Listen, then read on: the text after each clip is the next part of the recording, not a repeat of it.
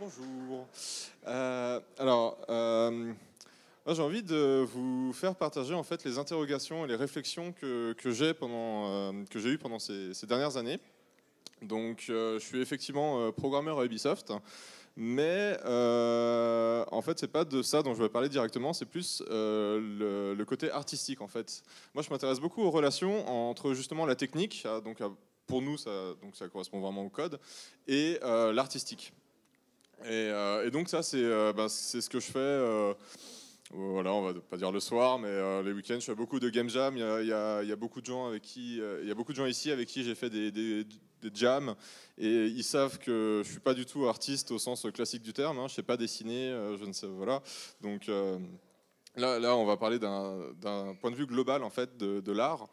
Ça, en fait, c'est une vraie question. C'est voilà, l'art dans le jeu vidéo. Michel, en fait, vous a demandé tout à l'heure combien il y avait d'artistes parmi vous. Voilà, ça veut sûrement dire des illustrateurs, des modeleurs, je sais pas, des sound designers même.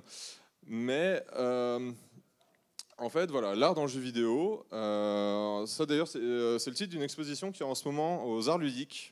Sous-titré L'art à la française, enfin l'inspiration à la française. Donc vous pourrez y découvrir de très belles œuvres de Ubisoft Montréal et de Ubisoft Suède et de tout ça, tout ça. Euh, non, en vrai, il y a un truc qui m'a gêné dans cette exposition, c'est que ça ne parle que d'art pictural en fait. Donc c'est effectivement de très belles peintures. Il y a un peu de sculpture, très, très, très légèrement, mais ça parle jamais justement de son. En fait, il n'y a pas de musique, il y a pas de référence à la réalisation. Alors, c'est un peu cinématographique, mais à la composition de l'image, par exemple. Il y a aucune référence aux histoires, tout ce genre de choses. Donc ça, en fait, quand on parle d'art dans le jeu vidéo, en fait, faut bien prendre en compte il y a également tout ça. Et voilà, donc ça, moi, il y a quelques années, c'est ce que je pensais en fait quand on parlait d'art et de jeux vidéo. Ben, effectivement, le jeu vidéo utilise plusieurs formes d'art. Euh, En réalité, ce que j'ai découvert avec le temps, c'est que le jeu vidéo peut être une forme d'art lui-même. Et ça, j'ai mis un certain temps à le comprendre. En fait, j'ai découvert ça surtout en Allemagne, où ils sont vachement plus avant-gardistes sur toutes les formes d'art un peu alternatives. Et en l'occurrence, là, ça fait partie d'un mouvement qu'on appelle le media art, et donc qui n'est pas très connu en France, et notamment il n'y a pas de mot en français pour traduire ça. Et le media art, c'est vraiment l'idée de dire qu'on va faire de l'art avec ce qui d'habitude n'est que le support de l'œuvre d'art. Donc ça, c'est né dans les années, on va dire 1920, avec les les premiers films artistiques expérimentaux. Donc ça veut dire qu'on prend vraiment voilà, la bande du film et qu'on s'amuse avec, ou bien qu'on teste autre chose. Là, je diffusais en arrière-plan une petite vidéo juste pour vous montrer rapidement, enfin, si vous comprenez, enfin, si vous voyez ce que c'est, vous pourrez tout de suite dire, ah, ça c'est du media art. Si il y a internet.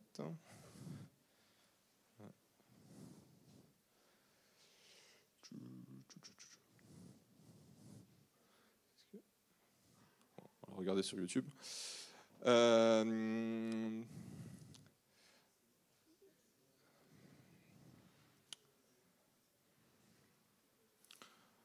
Ouais. Si le... J'avais pas pensé au manque de débit en fait, mais bon, je pense qu'on va y arriver. Voilà, bon, en tout cas, voilà, donc c'est donc l'art en fait qui est vraiment, enfin, pour le coup, c'est vraiment pas habituel, et j'ai vraiment découvert ça en Allemagne aussi. Et notamment ici, en fait, c'est le ZKM, qui est en fait un musée internationalement connu, en fait. Voilà. Hop, voilà. Et il y a de nouveau un chargement. Ouais, ça va être... Ah, ça c'est dommage parce que j'ai plein de vidéos.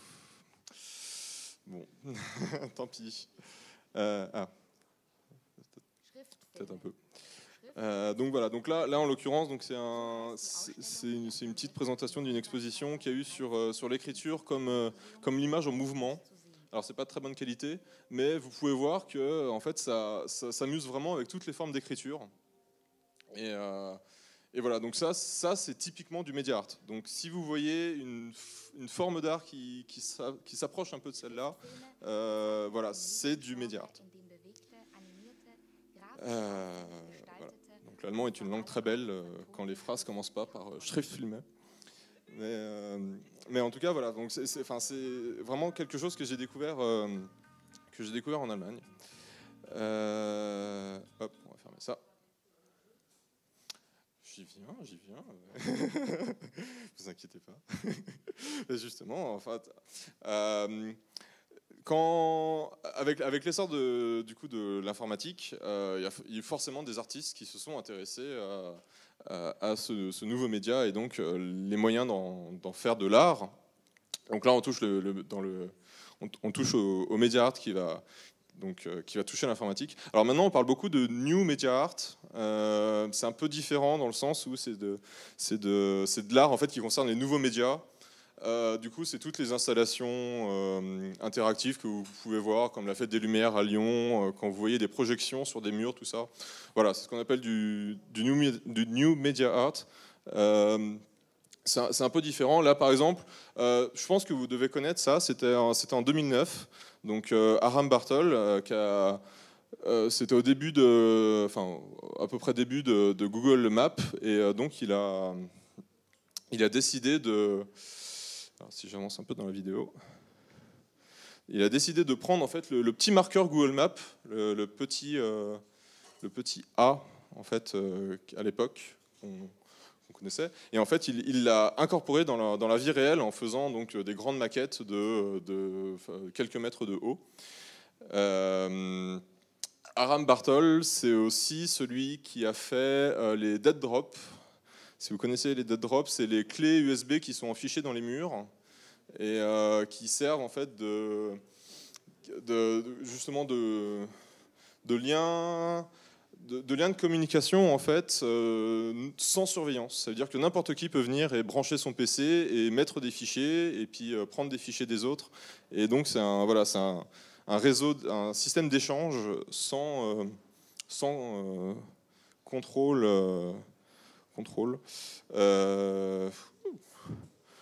Oui, je suis désolé pour ce petit problème technique. Ouais. Bon, tant pis. Mais j'aurais bien voulu vous montrer quand même.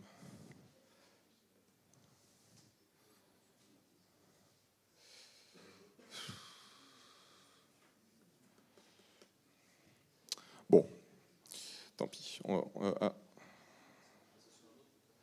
Ouais, peut-être.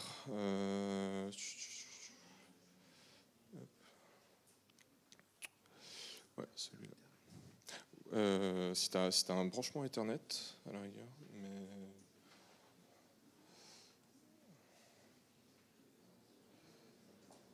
Ah, voilà, c'est ça. Aram Bartol. Donc, dans la ville, en fait, voilà, il a érigé une maquette du marqueur Google Maps. Voilà, et donc, les gens se promènent à côté. Et, voilà, donc... Voilà, ça c'est une forme. Enfin, je pensais que la plupart connaîtriez parce que moi, il me semble que c'était assez connu. Donc voilà. Très bien. Alors du coup, en ce qui concerne le jeu, alors le rapport avec le jeu, bien sûr, c'est que du coup, il y a on peut adapter ça au jeu. Je ne sais pas si vous voyez, en fait, là, c'est le Giant Joystick de Mary Flanagan. Donc c'est un gros joystick Atari et donc les gens jouent vraiment en poussant le joystick, mais sauf que c'est un joystick qui fait 2 mètres de haut. L'intention qu'il y avait derrière, c'était de pousser vraiment les gens à collaborer parce que il n'était pas censé pouvoir être manœuvrable tout seul. En fait, il était censé être un peu trop lourd. Alors surtout pour les enfants, ça marche bien. C'est-à-dire que les enfants, ils doivent s'y mettre à plusieurs pour pouvoir jouer au jeu qui se déroule donc à l'écran. Il y a un autre jeu en fait que Fernando vient de me faire penser parce qu'il m'a demandé mais, en fait quel est ton jeu préféré et ouais, j'avais vraiment beaucoup adoré ce jeu-là qui en fait le principe c'est que on met un espèce de duvet en fait un sac de couchage sur soi et après on passe sa tête sous cette espèce de on va dire, enfin, sous cet appareil. En fait, c'est juste un écran en fait, mais qui est affiché vers le bas. Et en fait, on contrôle un ver de terre. On contrôle une chenille en fait. Ça veut dire qu'on est dans un duvet comme ça, et en fait, en tournant ses pieds, on va pouvoir contrôler la chenille qui est au même moment dans l'écran. Donc. Alors là ils n'ont pas de duvet, mais enfin, moi, quand j'avais joué à ça, j'avais un duvet et vraiment ça retranscrit vraiment enfin, on a l'impression d'être la chenille qui joue dans la chenille. Enfin, voilà. Bon, ça c'est petit ajout de dernière minute. Mais voilà, en tout cas, bon, alors là je parle beaucoup de physicalité, ça veut dire qu'il y a beaucoup de rapports avec le physique. On va essayer de faire un peu plus simple parce que, bon, mine de rien, vous pensez peut-être aussi, mais quelle est la viabilité économique de ces jeux ou de choses comme ça. Je voudrais juste vous donner quelques exemples, du coup, de jeux qui ont aussi un message. Alors là, pour le coup, je pense que vous le connaissez tous. Papers, Please de Lucas Pop.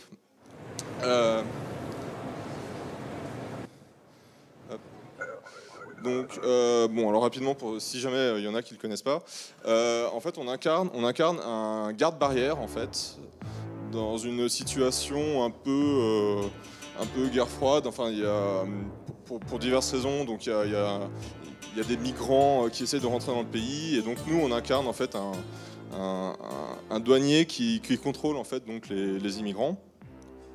Et en fait, voilà, tout le jeu, c'est ça. Tout le jeu, ça va être c'est uniquement un jeu de comparaison. Si on regarde d'un point de vue gameplay systémique, c'est uniquement de la comparaison. Ça veut dire qu'on a un certain nombre de critères et il va falloir le comparer. Il va falloir comparer ces critères-là au passeport de la personne qui vient devant vous. Et donc dire, ah ben oui, le pays est bien valide, donc voilà, ton visa est accepté. Bah toi, tu as essayé de fausser ta photo, bah hop, ton visa est refusé. Donc d'un point de vue gameplay, en fait, c'est uniquement voilà, du match, regarder si certains critères correspondent à certains autres critères. En fait, d'un point de vue, je veux dire d'un point de vue plus artistique, en fait, ça a vraiment, enfin, ça n'a pas, enfin, je veux dire que ça n'a pas l'air d'un jeu de match en fait. Ça ressemble vraiment, enfin, voilà, il y a une histoire, voilà, ils vous mettent des migrants. Enfin, pour faire un jeu de match, en fait, on aurait pu tout simplement dire, tiens, tu vas comparer des bonbons et je sais pas. Mais là, c'est pas des bonbons. Là, c'est vraiment, on a des immigrants, on a un contexte géopolitique, on a tout ce que ça rapporte. On peut aussi décider de laisser passer des personnes, même si on sait très bien qu'elles ont un faux passeport. C'est-à-dire que ça, c'est nous qui décidons, ok, ça, on a détecté une anomalie, mais on peut quand même les laisser passer. Et donc ça, bah voilà, c'est de l'éthique. C'est à nous de nous faire notre propre morale par rapport à comment on va jouer le jeu. Donc voilà, c'est un exemple que je trouve très parlant de comment mettre en fait du message et de la symbolique dans un jeu. Un autre jeu, The Past de Tale of Tale. En fait, il parle. Alors, pour faire simple, en fait, c'est le conte du petit chaperon rouge. Je vais peut-être mettre en plus gros. C'est le petit chaperon rouge en fait. Donc au début du jeu, voilà, on nous dit qu'il faut aller chez Mère Grand pour apporter à manger. Voilà. Donc on suit le chemin, on arrive à la maison de Mère Grand. Et en fait, on arrive là-bas et puis on apprend que, bah, en fait, on n'a pas rencontré le loup. Et puis on n'a pas gagné en fait. Et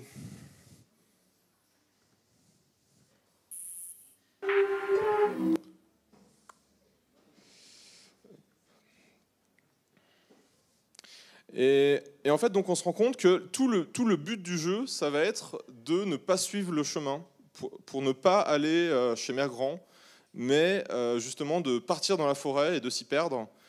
Et c'est un jeu qui parle de la vie, en fait. C'est un jeu qui parle des différentes étapes qu'on a dans la vie. Donc en fait, il n'y a pas un seul petit chaperon rouge, il y en a plusieurs. En fait, on peut incarner 6 sœurs, en fait, qui ont toutes des âges différents. Et donc, à chaque personnage, à chaque fille, correspond en fait une situation de la vie qu'on va devoir rencontrer. Ça veut dire que pour terminer le jeu, en fait, il va falloir que chaque fille rencontre son loup, en fait. Et à ce moment-là, donc, je vous raconte pas la suite, mais c'est vraiment ça le but du jeu. C'est vraiment de montrer, voilà, d'incarner en fait différentes situations de la vie. Alors Tale of Tales, ils ont fait The Endless Forest, qui est un très bel économiseur d'écran. Je vous laisse chercher si vous ne connaissez pas. Il y a The Graveyard, qui est une expérience un peu unique, qui s'inscrit particulièrement là-dedans. C'est qu'en fait, on joue une personne qui va dans un cimetière pour se recueillir. Et je ne vous en dis pas plus. Et puis, oui, dernièrement, ils ont fait Luxuria Superbia, qui est un jeu un peu genre shooter, mais en fait, c'est un jeu qui parle de sexualité, puisqu'en fait, on explore un espèce d'anatomie féminine, on va dire. Donc oui, voilà. Donc, en tout cas, donc c'est bon. Encore une fois, désolé pour les vidéos, mais donc c'est un autre exemple de comment l'art et le jeu vidéo se rencontrent. Et un troisième exemple, c'est Catherine, que vous devez aussi sûrement connaître. Et là, pour le coup, alors ce trailer-là, je serais vraiment très déçu si on ne pouvait pas le voir en entier. Alors, hop. Voilà, donc c'est l'histoire d'un gars en fait, qui se retrouve au lit et c'est pas sa copine en fait. Et donc du coup, forcément, il va être emmené dans des histoires, voilà.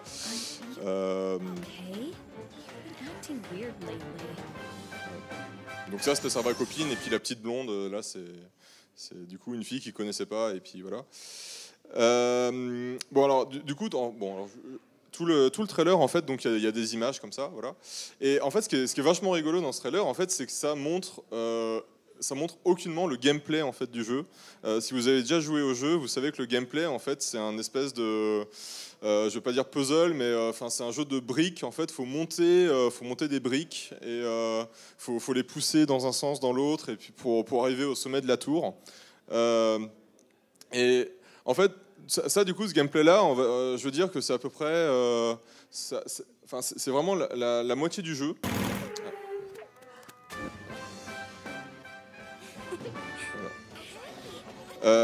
Ouais, ce gameplay-là, en fait, c'est la moitié du jeu, parce que l'autre moitié du jeu, en fait, c'est uniquement des scènes comme ça, des scènes où justement le personnage de Vincent va parler avec ses copains, va parler avec les filles, et en fait, il va se poser des questions, en fait. Il va y avoir des questions morales, en fait, qui vont nous être posées. Voilà, est-ce que c'est bien ou pas? Est-ce que le mariage, c'est une bonne chose, c'est une mauvaise chose? Est-ce que, voilà, ce genre de trucs qui sont directement en rapport avec la thématique du jeu. Et en fait, ce qu'il faut voir, c'est que le jeu, il parle surtout du problème de natalité en fait au Japon. Ça veut dire qu'au Japon, actuellement, je crois qu'une femme a à peu près il y a à peu près 1,4 enfants par couple, ce qui fait que la population enfin, comment on appelle ça? Voilà, il n'y a pas de croissance de la génération, il n'y a pas de renouvellement de la population. Et donc ça c'est un problème effectivement qu'a en ce moment le Japon, parce que les nouvelles générations en fait n'ont pas envie d'enfants parce qu'elles sont à fond dans le travail pour diverses raisons. Et donc les développeurs ont fait un jeu qui parle de ça.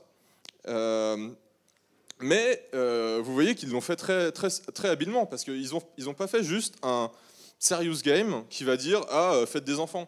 Tu vois, ils ont fait un jeu qui est vraiment intéressant avec un gameplay qui est assez complexe. Enfin, quand on pousse au début, pousser des blocs, c'est facile, mais après, ça devient assez difficile.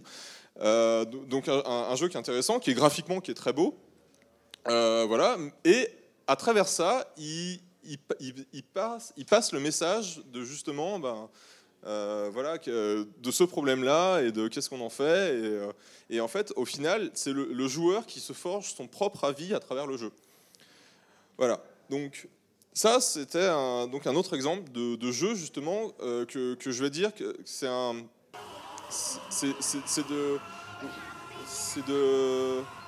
jeu en tant qu'art en fait. Pour moi, l'art là-dedans, il se retrouve parce que il communique en fait un message. Pour moi, c'est l'une des définitions possibles de l'art, c'est communiquer un message. Et donc, vous voyez bien que là, en fait, on est sur un autre niveau. On ne parle pas seulement des assets graphiques, de la musique, tout ça qui sont utilisés dans le jeu, mais on parle vraiment du jeu qui transmet un message. Alors,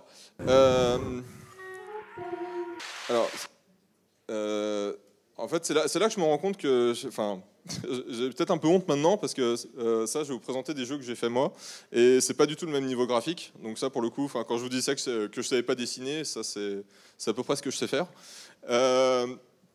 En fait, ça c'est un jeu que j'ai fait, on va dire, il y a 5-6 ans. Ça a été en fait le premier jeu que j'ai réalisé seul et que j'ai publié sur Internet. Hein. Alors, attends, je vais laisser du coup la vidéo charger en arrière-plan.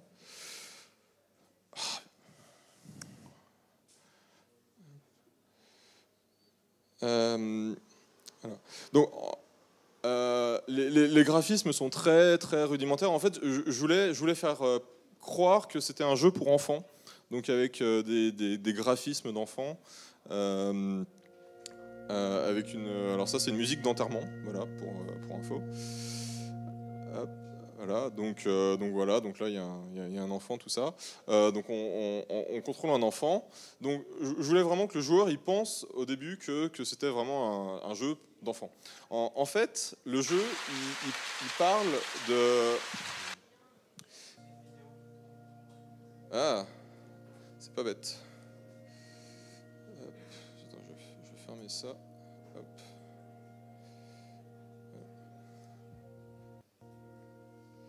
Hop, je vais mettre un écran.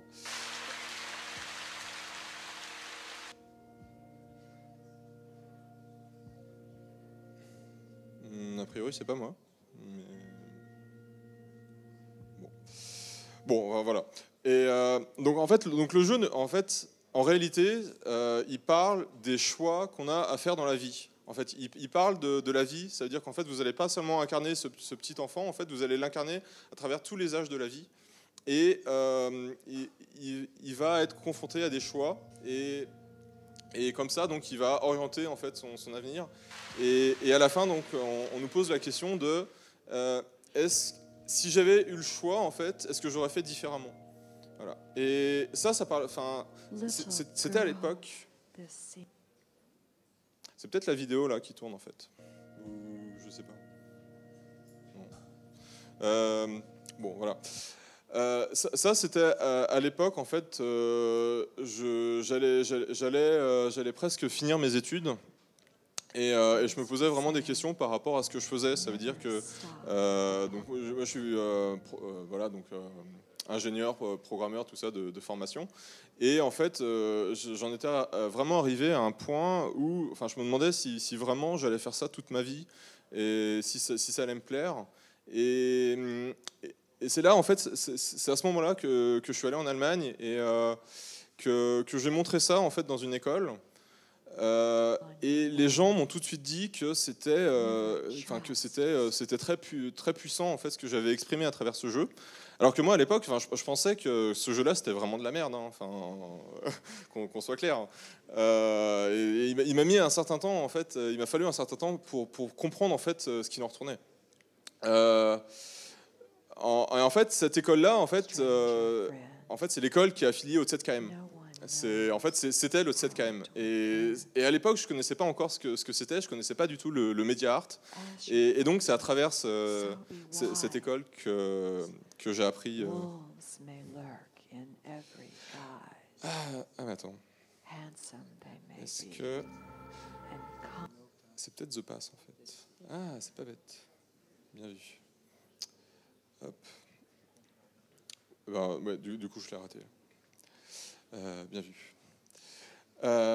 Donc voilà. Ça, en fait, donc du coup, c'est un jeu, en fait, mine de rien, qui m'a servi un peu de psychothérapie, parce que à travers ce jeu, en fait, j'ai pu exprimer des choses que je n'arrivais pas à exprimer sinon. Et donc, ouais, effectivement, ce jeu m'a un peu, enfin, je vais pas dire sauvé, mais enfin, m'a vraiment permis de m'exprimer. À tel point qu'en fait, que les jeux que j'ai fait par la suite, en fait, directement après, en fait, il y avait plus rien, en fait. J'avais plus rien à dire. Donc, les jeux que je faisais, ils étaient uniquement techniques. Alors, c'est très bien aussi de faire des jeux techniques, hein. Enfin, il faut aussi maîtriser la technique. Mais il y avait plus, enfin, j'avais plus rien à exprimer dans ces jeux. Alors après, bon, j'ai eu quand même d'autres choses à exprimer. Alors un exemple plus récent, Feed the Pigeons Instead, que j'ai fait une game jam à Paris, voilà, avec Guillaume là-bas. Le thème était l'empathie.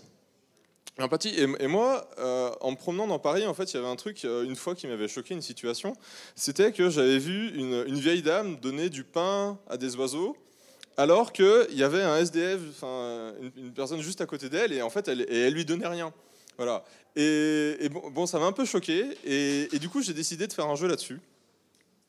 Et donc voilà, c'est un jeu où il faut nourrir les pigeons. Voilà. Donc on donne du pain en cliquant. Voilà, et donc ça nourrit les pigeons. Les pigeons se multiplient, du coup. Il faut que je continue à cliquer. Les pigeons se multiplient, en fait, à tel point qu'ils vont se reproduire. Et en fait, au bout d'un moment, il y aura trop de pigeons.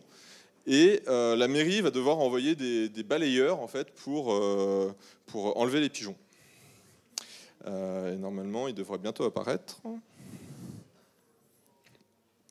Voilà. Alors le balayeur, du coup, c'est un peu dur, en fait. En fait, bon, là, donc le but, c'est de faire croître la population de pigeons.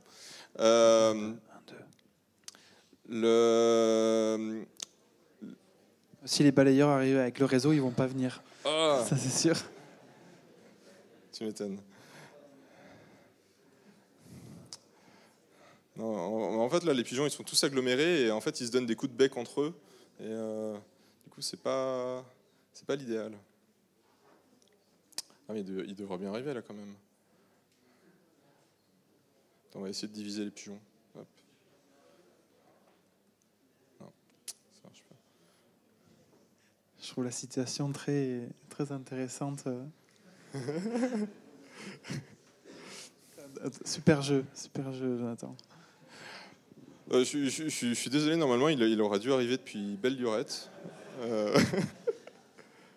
Oh, comme quoi, c'est un peu dur quand même. Hein. On me dit c'est les grèves des balayeurs. Attends, je vais peut-être recommencer. Non, normalement, ça doit être très rapide. Hein. Hop. Est-ce que du coup, en attendant les balayeurs, on peut peut-être entamer une session de questions-réponses? Peut-être. Alors, j'ai pas tout à fait fini mon propos, hein. Donc ça va peut-être être dur. Voilà. Non, là, les pigeons, ils sont séparés, donc ça va aller plus vite. Ah, voilà, le balayeur. Voilà. Et donc, avec le balayeur, c'est beaucoup plus dur parce qu'en fait, il va se précipiter pour ramasser en fait, le pain dès qu'il en voit. Donc, forcément, ça va être beaucoup plus dur de faire grandir sa population de pigeons. Et en fait, donc, la population, en fait, obligatoirement, elle va chuter. Et au bout d'un moment, en fait, il n'y aura plus assez de pigeons. Et donc, du coup, la mairie va licencier la personne. Voilà, exactement. Et donc, cette personne se retrouve SDF et va essayer de manger les pigeons. Et donc là, c'est super dur. Parce que du coup, elle court après les pigeons. Mais il est encore possible, voilà, en fait, en séparant bien les pigeons, en fait, on peut entraîner la personne d'un côté et puis continuer à faire grandir notre population de pigeons de l'autre. Ce qui fait qu'on fait recroître notre population de pigeons. Et du coup, il y a un deuxième balayeur qui arrive. Et là, c'est encore plus dur. Et voilà. Bon, voilà.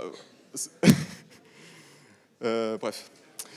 Donc voilà, donc, ça c'était vraiment mon intention.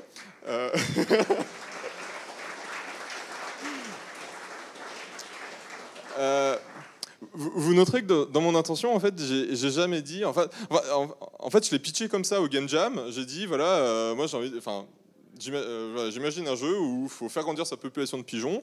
Ensuite, ça va être trop. Il va y avoir un balayeur qui arrive, et ensuite, le balayeur va être SDF. Et voilà. J'ai pitché ça comme ça. C'est-à-dire qu'à aucun moment j'ai dit si c'était 2D ou 3D. J'ai jamais dit. Voilà, quel aspect ça allait avoir en tant que jeu. J'ai juste pitché en fait mon intention. Et ça, je trouve que c'est important. C'est vraiment l'idée en fait que quand on a voilà, quand on fait un jeu, en fait, on doit se focaliser en fait sur l'intention qu'on a derrière. Parce que potentiellement, on peut faire tous les jeux, voilà, on peut faire des clones de clones, voilà. Mais ce qui va être unique au jeu, ça va être l'intention qu'on porte derrière le jeu. Alors, j'ai pas pu m'empêcher de vous mettre le dernier jeu que j'ai fait aussi, que certains connaissent ici. Donc, c'est un jeu qu'on a fait à la Game Jam Zoo Machine à Lille. Et donc, le principe, c'est de taper sur des fesses. Et c'est uniquement ça. Donc, en fait, c'est pas vraiment un jeu, c'est plus un jouet, on pourrait dire. En fait, l'histoire, c'est que j'avais récupéré cette batterie Rock Band en fait dans la poubelle. En fait, un soir, en rentrant chez moi, je suis tombé sur ça dans la poubelle. Et le truc, c'est que en fait, je l'ai pris chez moi et je me suis rendu compte qu'il marchait. Et je me suis dit, ah, mais c'est trop bien, on peut en faire un jeu. Et donc voilà, mon idée, c'était de. Je sais pas si on voit bien avec le contraste, mais en gros, à l'écran, il y a quand on tape sur les fesses, en fait, il y a une personne qui se relève à l'écran. Et voilà. Et il faut taper assez fort, en fait, sur les fesses pour que ce soit reconnu. Et en fait, voilà, mon intention avec ce jeu, en fait, c'était uniquement ça, c'était qu'on s'amuse, en fait, exactement. Et donc, encore une fois, en fait. Alors, petite chose, en fait, le jeu précédent, du coup, je l'ai fait en Game Jam. Alors, évidemment, personne n'a voté pour ce projet-là, en fait, mais c'est pas grave, je l'ai fait quand même. Un peu de plâtre et du silicone. Voilà. Donc, c'était en 24 heures. Et là, du coup, aux Zoo Machine, j'ai pitché ça aussi, et bien évidemment, personne n'a voté pour ce projet-là non plus. Et on l'a fait quand même avec des copains. Et en fait, j'ai eu des retours d'autres participants au Game Jam mais qui m'ont dit ah oui, mais en fait ton jeu il est cool, en fait je me rendais pas compte que c'était ça que tu voulais faire.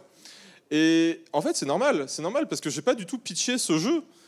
J'ai juste pitché moi je veux taper sur des fesses, enfin un truc comme ça en gros.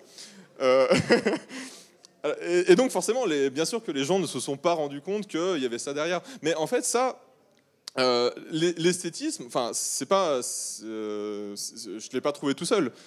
C'est un travail de groupe, notamment c'est Maxime qui a fait la musique et les images psychédéliques qu'il y a derrière. Donc évidemment c'est un travail de groupe. Mais voilà, enfin, il n'en reste que moi, mon intention qu'il y avait derrière, c'était uniquement voilà, juste de s'amuser avec des fesses, quoi. Voilà. En fait, y a une thématique en fait qui est vachement plus importante pour moi, c'est la relation que les personnes ont en fait. Pour moi, en fait, j'aborde le jeu comme en fait une excuse pour que les gens passent du temps ensemble. Et donc là, en fait, ça s'inscrit totalement dans ce cadre-là. En fait, c'est que les gens, ils vont se mettre ensemble autour des fesses et ils vont taper dessus et ils vont prendre plaisir à le faire. Et enfin, ils vont prendre surtout du plaisir à le faire ensemble, en fait. Je pense que ce jeu-là, tout seul, c'est un peu fade. Par contre, quand on est plusieurs à taper sur des fesses, c'est très libérateur. Est-ce que ce ne serait pas fessé, du coup, justement, le... Alors, il y a des petits symboles qui apparaissent ici. Donc là, c'est du japonais, mais il y a aussi du turc. Alors, en turc, ça veut dire fessé, exactement. Mais le jeu s'appelle fesse. Voilà. Exactement. Alors, du coup, là, tout ce que je vous ai dit là, en fait, le rapport entre le jeu, en fait, l'intention qu'on a derrière, et comment on va traduire cette intention dans le jeu, en fait, que je vais appeler, en fait, le game design. En fait, alors, si vous êtes un peu plus entrepreneur dans l'âme, vous connaissez sûrement cette vidéo. Donc, c'est un TED Talk d'une personne qui nous explique que les gens n'achètent pas le produit final, en fait, mais ils achètent pourquoi en fait on fait le produit. Et donc il prend l'exemple d'Apple en fait qui font des ordinateurs, sauf qu'il nous dit que Apple en fait ils ne vendent pas des ordinateurs, en fait ils vendent leur intention. Leur intention, c'est de faire un produit qui soit facile à utiliser, qui soit beau, qui soit voilà, enfin plusieurs trucs. Et en fait, il s'avère qu'ils font des ordinateurs. Et donc c'est pour ça que les gens vont acheter des ordinateurs, parce qu'en fait ils achètent la raison pour laquelle Apple fait des ordinateurs. Donc ce talk-là, je vous conseille de le regarder. En fait, il nous dit en gros que il y a donc le what, en fait, c'est le produit final, donc le jeu qu'on fait. Mais derrière le what, il y a le how, qui est le design, en fait. Ça veut dire comment on arrive à créer donc du coup le produit final. Et en fait, derrière le how, il y a le why, qui est le pourquoi en fait on fait le jeu. Et donc en fait, s'il y a qu'une seule chose à retenir en fait de toute ma présentation, c'est ça, c'est qu'en fait il faut avoir une intention derrière. Alors que j'ai appelé tout le long de la présentation art, mais je me rends compte en fait que c'est pas vraiment de l'art, c'est plutôt de la créativité. Il faut une notion de créativité derrière ce qu'on fait. Et la meilleure façon d'avoir quelque chose à dire, en fait, d'avoir une créativité derrière nos créations, c'est de faire un jeu qui nous ressemble. Par exemple, Pokémon. Pokémon, en fait, la personne, alors c'est le designer, c'est Miyamoto ou c'est non, je crois pas. J'ai oublié le nom. Mais bon, cette personne-là, en fait, était obsédée par les animaux. Et donc, il collectionnait les petits animaux, tout ça. Donc, voilà, il était très là-dedans. Et donc, il a eu l'idée de faire un jeu, en fait, qui allait mettre en scène des animaux et de les faire combattre, tout ça. Et voilà, ça, c'est un exemple typique une personne qui a vraiment quelque chose à dire et qui en fait un jeu. Je rajoute, faut prendre des risques en fait, parce qu'il faut avoir une certaine forme de courage en fait pour réussir à exprimer en fait, alors ce qu'on veut exprimer à travers un médium. Ça veut dire que peut-être que vous pensez, alors, enfin. Il faut voir ça comme une psychothérapie aussi. Comme moi avec Lifetime, ça veut dire que vous avez, enfin, on est tous humains, on a tous des interrogations, on a tous des problèmes dans notre vie, voilà. Et ben, le jeu vidéo est une forme d'expression, et comme toute forme d'expression, du coup, voilà, enfin, vous pouvez exprimer ce que vous avez sur le cœur, dans la tête, avec le jeu vidéo. Et il ne faut pas avoir peur de le faire. Et voilà, ce sera non seulement très libératoire d'un côté, alors ça je parle plus d'un côté vraiment thérapeutique, mais commercialement, parce que bon, peut-être que on s'intéresse aussi à ça, le fait d'avoir un jeu en fait qui est unique, ça veut dire que ce jeu-là, en fait, l'apparence, tout le monde pourra le faire. C'est-à-dire que votre jeu, il pourra se faire cloner, voilà, pour diverses raisons en fait. Jonathan, Oui, c'est la fin, c'est le dernier slide. J'arrête. tu me le promets? Oui. Terminé. Voilà, votre jeu, voilà. Le fait d'avoir quelque chose d'unique dans votre jeu, en fait, eh ben, ça sera ça qui fera que vraiment votre jeu est unique et va rester dans la tête des gens. Voilà, c'est fini. Merci.